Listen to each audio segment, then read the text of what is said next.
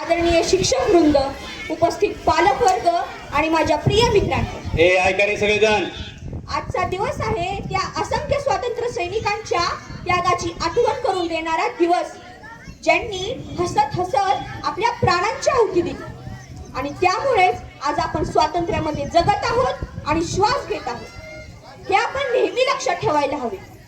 ज्यांच्या रक्ताच्या प्रत्येक थेंबातून भारताच्या स्वातंत्र्याची एक सुवर्ण कहाणी लिहिली गेली, अशा सर्व वीरांना माझा मानाचा मुजरा. मित्रांनो, आज आपल्या भारत देशाचा 80वा स्वातंत्र्य दिन साजरा करण्यासाठी आपण एकत्र आलो आहोत. अनेक स्वातंत्र्य सैनिकांच्या त्याग, बलिदान आणि संघर्षामुळे आपल्याला हे स्वातंत्र्य मिळाले आहे. स्वातंत्र्य म्हणजे केवळ परकीय सत्तेतून मुक्त होणे नव्हे, तर आपल्या देशाच्या प्रगतीसाठी जबाबदारीने वागणे. प्रत्येक नागरिकाने आपले कर्तव्य प्रामाणिकपणे पार पाडले तर आपला भारत देश नक्कीच शक्तिशाली बनेल. आज मी आपल्या महाराष्ट्र राज्याचे कार्यदक्ष व प्रामाणिक अधिकारी श्री तुकाराम मुंडे साहेब यांच्या कार्याचा उल्लेख करू इच्छितो. त्यांनी आपल्या प्रामाणिकपणा, शिस्त, पारदर्शक प्रशासन आणि जनसेवेच्या वृत्तीमुळे लोकांचा विश्वास जिंकला आहे. नियम हे सर्वांसाठी समान असावेत हा त्यांचा ठाम दृष्टिकोन आहे. त्यांनी भ्रष्टाचाराला विरोध करून आपल्या प्रशासनात कडक शिस्त निर्माण करण्यासाठी अनेक महत्त्वाचे व धाडसी निर्णय घेतले. अशा प्रामाणिक अधिकाऱ्यांपासून आपण नेहमी सचोटी, धैर्य आणि देशसेवेची प्रेरणा घ्यायला हवी.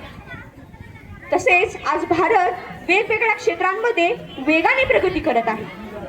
अंतराळ संशोधन, विज्ञान, तंत्रज्ञान, डिजिटल सेवा, शिक्षण, क्रीडा, मनोरंजन, संरक्षण या सर्व क्षेत्रात भारत आपली जगात एक वेगळी ओळख निर्माण करत आहे. या अगोदरही इस्रोच्या मोहिमांमुळे भारताने अंतराळ संशोधनात मानाचे स्थान मिळवले आहे.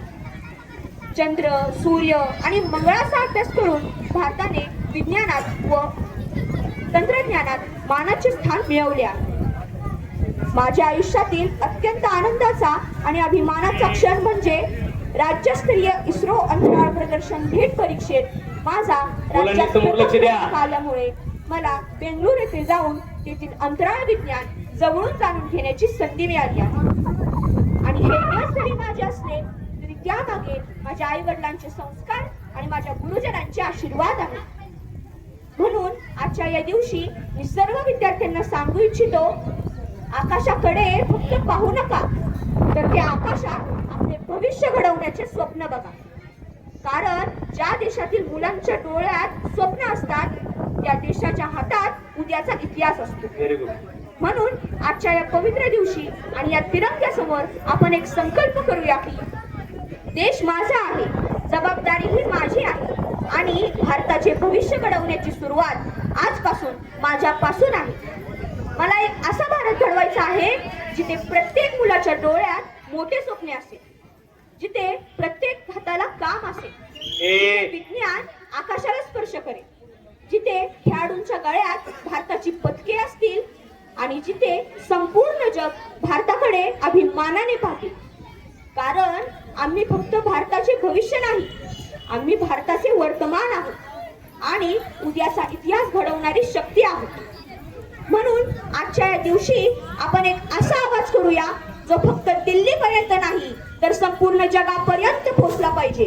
भारत माता की, भारत माता की, वंदे वंदे. एवढे बोलून मी थांबतो. जय हिंद, जय महाराष्ट्र. जोरदार टाळ्या विरासाठी.